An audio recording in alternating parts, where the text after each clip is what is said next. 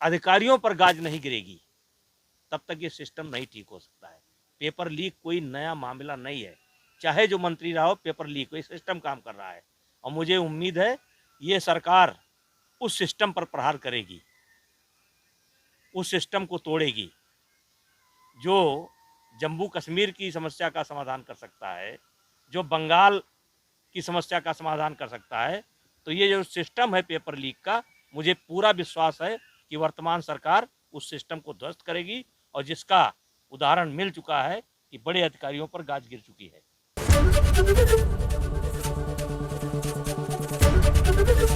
ABP Ganga, खबर आपकी, जुबान आपकी।